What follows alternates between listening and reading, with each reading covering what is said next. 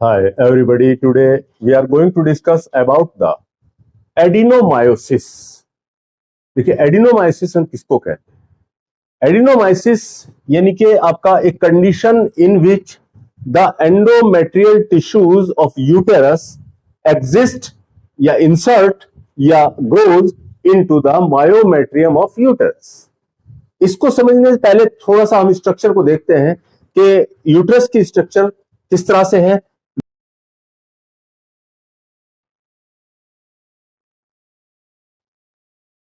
देखिए ये आपका यूट्रस की स्ट्रक्चर है। तो यूट्रस में 3 वाल होती है। यूट्रस को जो फॉर्म हो रहा है यूट्रस, वो 3 वाल या 3 कोटिंग जो है उसके अंदर होती है। सबसे आउटर जो दीवार है, सबसे बाहर की तरफ जो दीवार है, इसको हम पेरीमेट्रियम कहते हैं, पेरीमेट्रियम। और ये जो अंदर वाली दीवार है, ये वाली जो वाल है, मिडिल वाली जो वाल होती है, इसको हम, जो कि मसल्स की बनी हुई होती है, स्मूथ मसल्स की बनी हुई होती है, तो इसको यानी कि मस्कुलर वाल जो इसकी होती है, इसको हम बोलते हैं मायोमेट्रियम। मायोमेट्रियम, मायो मीन्स होता है मसल और मेट्रियम के माने होता है यूटेरस। इसी तरह से पेरी के माने बाहरी और मेट्रियम के माने जो है आपका यूटेरस। और सबसे अंदर की तरफ ये जो रेड कलर की हमने दिखाई है, ये होती है आपकी एंडोमेट्रियम। एंडोमेट्रियम।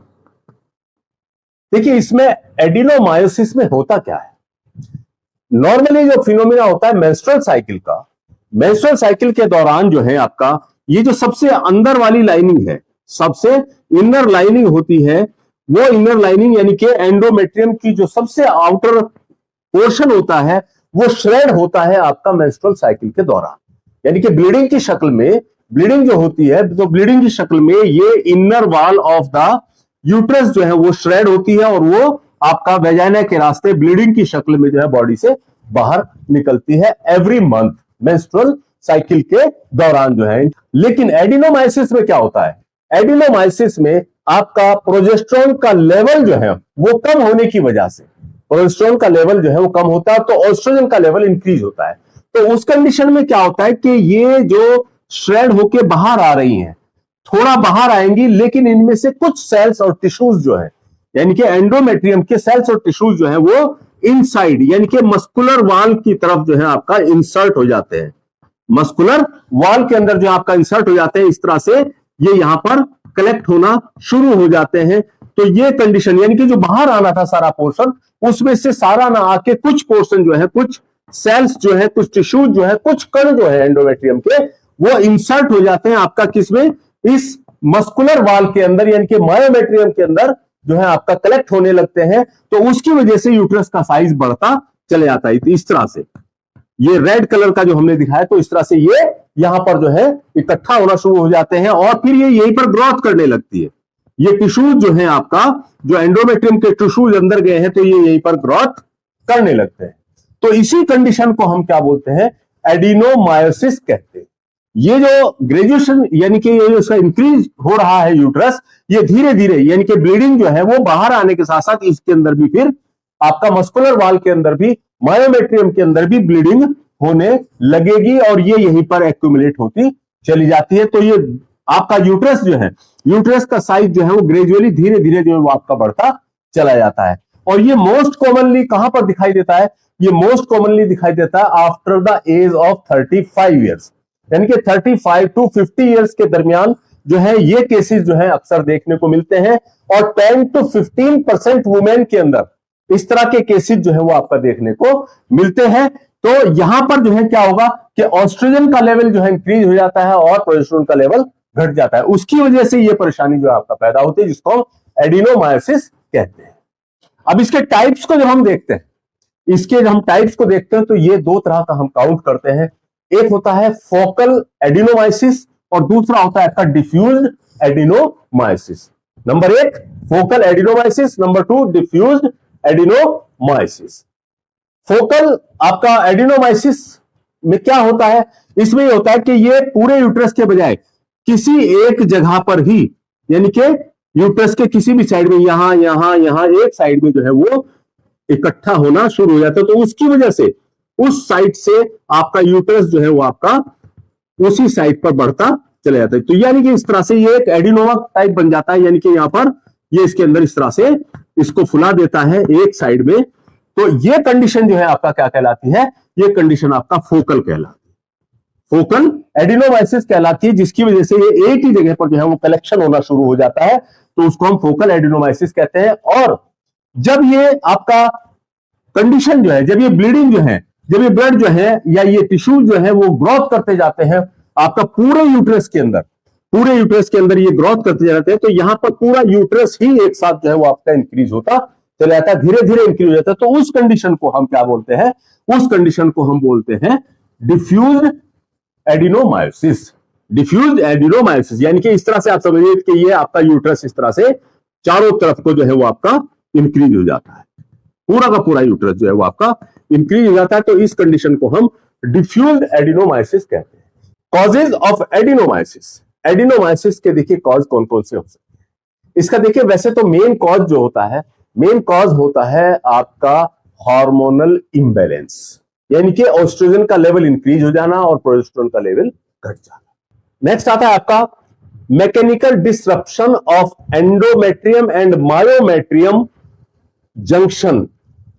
किस तरह से, ये बाहर की तरफ आपका मायोमेट्रियम है और अंदर की तरफ एंडोमेट्रियम है, इस जंक्शन पर डिसरप्शन हो जाए ड्यू टू मैकेनिकल कॉज, किसी भी मैकेनिकल कॉज की वजह से ये डिस्टर्ब हो जाए, जैसे डीएनसी यानी कि आपका डायलेटेशन एंड क्यूरेटेज, और आपका या MTP medical termination of pregnancy के दौरान ऐसा हो सकता है, या सिजेरियन सेक्शन के दौरान जो है वो इस तरह का डिस्ट्रप्शन पैदा हो सकता है। यानी कि आप ये समझ सकते हैं यूटेराइन ट्रॉमा की वजह से ये कंडीशन जो है, ये डिस्ट्रप्शन जो है वो आपका अपियर हो सकता है, और मल्टीपैराइटी की वजह से भी ऐसा हो सकता है। यानी कि ये केसेस जो है किन में देखने को ज्यादा मिलते हैं, जो मल्टीपैरस फीमेल्स होती हैं, यानी कि मल्टीपैरस से मतलब है जिसने 2 बच्चों से ज्यादा बच्चों को जन्म दे दिया हो, तो वहां पर ये कंडीशन जो है ज्यादा देखने को मिलती है। नेक्स्ट इसमें आता है hyper peristalsis of uterus. Uterus के अंदर जो पेरिस्टाल्टिक मूवमेंट है, पेरिस्टाल्टिक जो मूवमेंट है वो बहुत ज्यादा हो जाते हैं, तो उसकी वजह से भी आपका ये कंडीशन पैदा हो सकती है। और हार्मोनल चेंज मैंने आपको बताया, और कहीं कहीं पर जो है ये इंपेयर्ड इम्यूनिटी की वजह से, इंपेयर्ड इम्यूनिटी की वजह से भी ये कंडीशन पैदा हो सकती है। साइंस एंड सिम्टम्स, देखिए इसमें जो साइंस एंड सिम्टम्स अपियर होते हैं वो कुछ कुछ जो है आपका मिलते हैं यूट्रस की दूसरी डिजीज के साथ, जैसे यूटेराइन फाइब्रॉइड, यूटेराइन फाइब्रॉइड या एंडोमेट्रियोसिस या यूटेराइन पॉलिप, इन जैसे सिम्टम्स जो उसमें दिखाई देते हैं उसी तरह के सिम्टम्स के अंदर दिखाई देते हैं। कुछ फीमेल्स के अंदर ये जो है आपका सिम्टम लेस होती है, इनके कोई सिम्टम्स जो है वो आपका दिखाई नहीं देते हैं। सिर्फ क्या है कि जिस वक्त जो है इत्तफाकन जो है वो यूएसजी कराया, अल्ट्रासाउंड में शो हो गया कि ये आपको जो है एडिनोमायोसिस है, लेकिन अगर वो आपको परेशान नहीं कर रहा है, कोई आपको प्रॉब्लम नहीं है, तो आप कुछ वक्त के लिए उसका वेट कर सकते हैं, वो खुद भी डिसॉल्व हो सकता है। लेकिन अगर डिसॉल्व नहीं होता तब आपको ट्रीटमेंट की जरूरत पड़ती है। तो इसमें जो साइन सिम्टम्स अपियर होंगे, वो सबसे पहला तो होगा increase the size of uterus, यानी कि ब्लीडिंग जो है वो बाहर आने के साथ साथ जो है वो अंदर भी इसके चारों तरफ दीवार के अंदर जो है मायोमेट्रियम के अंदर कलेक्ट होना शुरू हो जाती है और यूटेरस जो है वो साइज में बढ़ता चला जाता है। तो इंक्रीज साइज ऑफ यूटेरस, सबसे पहले कलेक्शन ऑफ ब्लड।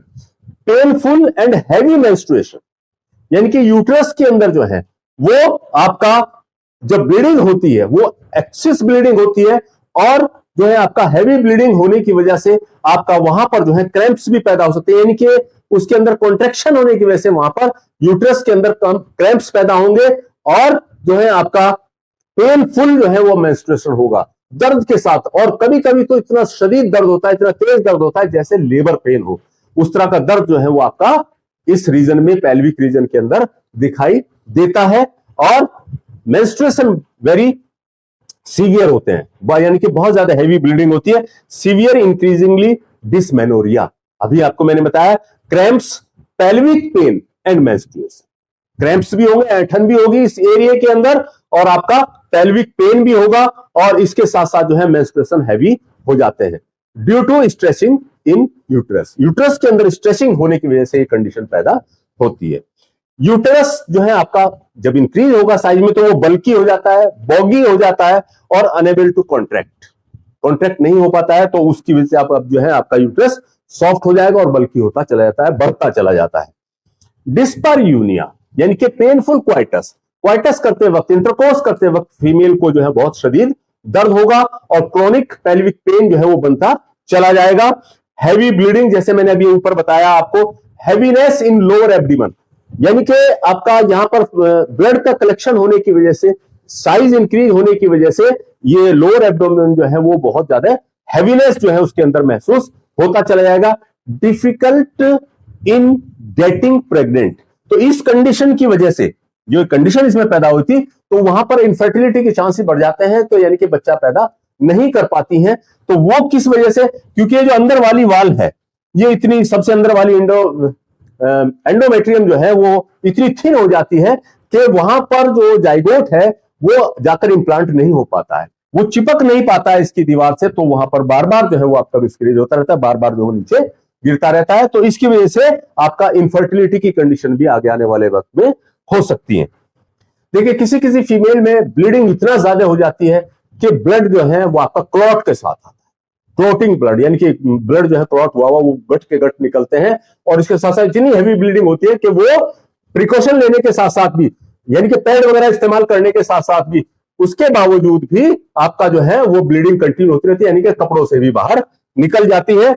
बहुत ज्यादा ब्लीडिंग हो जाने की वजह से पेशेंट जो है वो कैसे होते हैं, एनीमिक हो जाती है, और एनीमिक होने की वजह से पेशेंट जो है फैटिक, थकावट बहुत ज्यादा महसूस करती है, उसको चक्कर आने लगते हैं, गिडीनेस होता है और चिड़चिड़ापन आ जाता है, अनोइंगनेस जो है उसमें अंदर देखने को मिलती है। और चूंकि एनीमिक कंडीशन है तो वहां पर हार्ट बीट भी बढ़ जाती है, यानी कि हार्ट रेट जो है वो आपका इंक्रीज हो जाता है और can not perform routine work, और फीमेल का जो है किसी काम में मन नहीं लगता है, वो रूटीन वर्क भी जो है अपने का कर नहीं पाती है।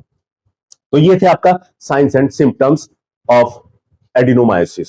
उसके बाद डायग्नोसिस देखिए किस तरह से हम कर सकते हैं। देखिए डायग्नोसिस सबसे पहला तो है गायनी चेकअप, उसके बाद नहीं कंफर्म हो रहा है तो आपका यूएसजी, और अगर फिर भी कंफर्म नहीं होता तो रेयरली जो है वो एमआरआई कराना पड़ता है, उससे हम डायग्नोज कर सकते हैं कि ये कंडीशन जो है पैदा हो रही है। ट्रीटमेंट, देखिए ट्रीटमेंट जो इसका होता है एडिनोमायोसिस का, ये डिपेंड करता है फीमेल की एज के ऊपर, उसकी फैमिली के ऊपर, यानी कि फैमिली कंप्लीट हुई है या नहीं हुई है, या डिजायर ऑफ चिल्ड्रन, बच्चों की ख्वाहिश है या नहीं है, और इसके साथ साथ सिवियरिटी ऑफ सिम्टम्स, यानी कि कितना खतरनाक हो रहा है, यानी कि कितना सीवियर जो है आपका ये केस बनता जा रहा है, तो उसी के अकॉर्डिंग जो है वो ट्रीटमेंट करना पड़ता है। तो इसमें दो तरह का ट्रीटमेंट होता है, एक होता है मेडिकल ट्रीटमेंट और एक होता है सर्जिकल ट्रीटमेंट। देखिए मेडिकल ट्रीटमेंट में सबसे पहली चीज आपको बताई थी हमने कि इसमें प्रोजेस्टेरोन का लेवल जो है वो कम हो जाता है, तो उस लेवल को कंट्रोल करने के लिए, और एस्ट्रोजन का लेवल बढ़ जाएगा, तो एस्ट्रोजन के लेवल और प्रोजेस्टेरोन का लेवल जो है वो कंट्रोल करने के लिए हम जो है आपका कुछ दवाइयां इस्तेमाल करते हैं। तो एज पर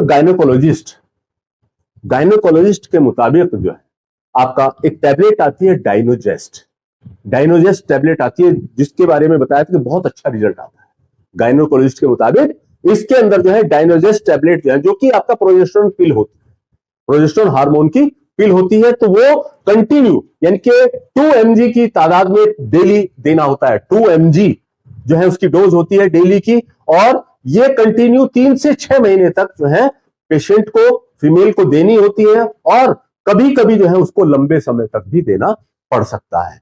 उसकी वजह से क्या होगा कि यूट्रस का जो साइज होता है वो धीरे धीरे जो वो आपका कम होता जाएगा, यानी कि अपनी सही सिचुएशन में आता चला जाएगा, और ये जो कंडीशन बनी है ये यहां से धीरे धीरे जो ग्रेजुअली जो है वो कम होती चली जाएगी और ये खत्म होती चली जाएंगी। इसके साथ साथ जैसे जैसे ये कम होती जाएगी, ये जो ग्लैंड्स टाइप जो बनी है, जो यहाँ पर इकट्ठा हुआ है, कलेक्शन जो हुआ है, वो धीरे धीरे जो है वो रिड्यूस होता जाएगा, तो उसके रिड्यूस होने से पेन भी जो है धीरे धीरे आपका कम होता चला जाता है। और अगर डाइनोजेस्ट के लेने से मेंस्ट्रुअल साइकिल स्टॉप होता है तो ये गुड सिम्टम होता है आपका कि ट्रीट जो है आपका बहुत अच्छा चल रहा है ट्रीटमेंट, और क्योर बहुत जल्दी हो जाएगा। और जब इलाज पूरा हो जाएगा, डाइनोजेस्ट बंद हो जाएगी, तो मेंस्ट्रुअल साइकिल दोबारा से नॉर्मल हो जाता है। अगर फैमिली कंप्लीट हो गई है या फीमेल को डिजायर नहीं है, फैमिली को डिजायर नहीं है आगे बच्चा चाहने की, तो एक दूसरा तरीका भी इस्तेमाल किया जाता है कि डिवाइस इस्तेमाल की जाती है जिसको हम LNG IUD कहते हैं। LNG IUD यानी कि इंट्रायूटेराइन डिवाइस कहते हैं, जो कि कॉपर्टी टाइप होती है।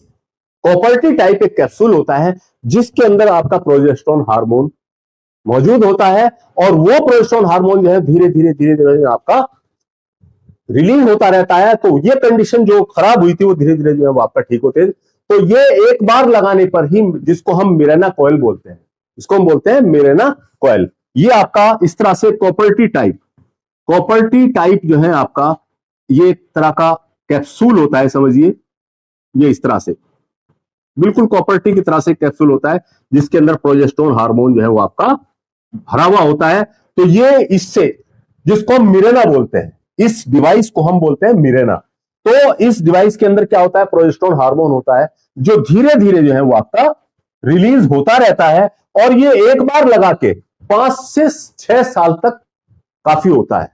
5-6 साल तक जो है ये काफी होता है। तो ये 5-6 साल तक जो है धीरे धीरे प्रोजेस्टेरोन जो हार्मोन जो है वो रिलीज करता रहता है, और ये कंडीशन जो है वो धीरे धीरे रिड्यूस होती चली जाती है, और 5-6 साल के बाद जब पेशेंट ठीक हो जाता है तो इसको निकाल के बाहर कर दिया जाता है। तो यहां पर भी यही काम करती है जो डायग्नोसिस कर रही थी, वो ये काम कर रही है, यानी कि हार्मोन लेवल्स को कंट्रोल करेगी, और आपका इसके साथ साथ जो है यूट्रस के साइज को धीरे धीरे डिक्रीज करती चली जाएगी, और पेन जो है वो धीरे धीरे कम हो जाएगा। हालांकि मीनोपॉज के बाद ये कंडीशन ऑटोमेटिक ठीक हो जाती है, क्योंकि वहां पर एस्ट्रोजन का लेवल भी डाउन आ जाता है और फिर वहां पर जरूरत नहीं होती है, तो ये कंडीशन ऑटोमेटिक ठीक हो जाती है। लेकिन अगर आप नियर बाय मीनोपॉज के नजदीक हैं, तो उस कंडीशन में इंजेक्शन थेरेपी भी इस्तेमाल की जा सकती है। GnRH यानी कि गोनाडोट्रोपिक रिलीजिंग हार्मोन के नाम से इंजेक्शन आते हैं, तो GnRH इंजेक्शन का जो है वो इस्तेमाल किया जाता है as per the gynaecologist. Medical treatment में डायनोजेस्ट के साथ साथ अगर आप आयुर्वेदिक या यूनानी ट्रीटमेंट साथ चला दें तो और ज्यादा जल्दी जो है वो आपका क्योर हो जाता है। या मिरेना कॉइल्स जो है लगाई गई है, तो उसके साथ साथ अगर आयुर्वेद यूनानी ट्रीटमेंट भी आप चला दें तो वो भी बहुत जल्दी जो है वो क्योर होता है। ये अपना काम करेगा प्रोजेस्टेरोन लेवल का। लेकिन जो यूट्रस के अंदर डिफेक्ट आया है, वो आयुर्वेदिक या यूनानी ट्रीटमेंट जो भी आप पसंद करें, तो आयुर्वेदिक अगर आप पसंद करते हैं तो इस ट्रीटमेंट के साथ साथ आप जो है शतावरी एक टैबलेट आती है हिमालय कंपनी की, उसको आप इस्तेमाल करें तो बहुत जल्दी रिजल्ट आएंगे। अगर आप यूनानी पसंद करते हैं, यूनानी में एक माजून आता है, माजून दबिदुल वर्ग, उसके साथ मस्तूरीन और निस्वानी, इनका इस्तेमाल कराएं तो पेशेंट जो है जल्दी क्योर होता है। इसके एलोपैथिक ट्रीटमेंट के साथ साथ अगर आप आयुर्वेद या यूनानी या होम्योपैथिक चलाना चाहें तो रिजल्ट जो है और ज्यादा जल्दी आते हैं। अगर आप होम्योपैथिक में बिलीव करते हैं तो होम्योपैथिक में थूजा 200 जो है वो वीकली आपको देना होगा as per the homeopathic expert के मुताबिक थूजा जो है वो आपका वीकली आपको देना होगा, और इसके साथ साथ सेबाइना जो है आपका 2BD की शक्ल में रोजाना आपको देना होगा, और इसके साथ साथ मैगफॉक्स 6X 3 टैबलेट्स TDS 3 टैबलेट दिन में 3 बार जो है वो आप दीजिए। तो एज पर होम्योपैथिक एक्सपर्ट अगर आप इस ट्रीटमेंट को इसके साथ साथ देते हैं तो और ज्यादा जल्दी जो है इसका रिजल्ट आता है। अगर फिर भी क्योर नहीं हो रहा है, तब आपको सर्जिकल ट्रीटमेंट करना पड़ेगा, सर्जरी का ही सहारा लेना पड़ेगा। लेकिन यहां पर 2 चीजें हैं। सर्जरी देखिए आप किस तरह की पसंद करते हैं। सर्जरी ओपन भी कर सकते हैं, वेजाइनल भी कर सकते हैं, और लेप्रोस्कोपिक भी कर सकते हैं एज पर गायनेकोलॉजिस्ट जो है एक्सपर्ट। लेकिन आपको ये सारे ट्रीटमेंट जो है किसी एक्सपर्ट के अंडर सुपरविजन ही करवाने चाहिए, और चूंकि फीमेल का मामला है तो फीमेल डॉक्टर की सलाह से ही आपको ये सब ट्रीटमेंट करने चाहिए। और जो इसमें सर्जिकल ट्रीटमेंट अगर करना पड़ता है, अगर ये वाली कंडीशन है फोकल एडिनोमाइसिस है, यानी कि एक ही साइड में बढ़ा है, तो यहां पर सिर्फ इसका थोड़ा सा पार्ट जो है वो निकाल देते हैं, जिसको हम एडिनोमायोमेक्टोमी कहते हैं। एडिनोमायोमेक्टोमी करके काम चल जाता है। लेकिन अगर ये डिफ्यूज्ड है, पूरी तरह से यूट्रस में फैला हुआ है और फैमिली भी कंप्लीट है, तो उस सूरत में जो है आपका हिस्टेरेक्टोमी ही सबसे बेस्ट इसका इलाज होता है। लेकिन कब, जब फैमिली की डिजायर ना हो आगे, यानी कि बच्चे वगैरह पैदा ना करने हो, और फैमिली आपकी कंप्लीट हो चुकी है, तो उस वक्त जो है आप ये कंडीशन यानी कि ये ऑपरेशन करवा सकते हैं, हिस्टेरेक्टोमी। ये मैंने आपको बताया, ये आपकी डिजायर के ऊपर डिपेंड करेगा कि आप जो है उसको ओपन कराना चाहते हैं या वेजाइनल कराना चाहते हैं या लेप्रोस्कोपिक। लेप्रोस्कोपिक सबसे बेस्ट तरीका है, जो कि आपका 5-7 दिन में पेशेंट अपने घर चला जाता है और रूटीन के वर्क भी करने लगता है। तो ये था आज हमारा लेक्चर एडिनोमायोसिस। इसमें से कोई सवाल अगर आपके जहन में आ रहा है तो आप हमारे कमेंट बॉक्स में डाल सकते हैं, और अगर आपको ये वीडियो पसंद आया हो तो लाइक शेयर सब्सक्राइब जरूर कीजिए। थैंक्स।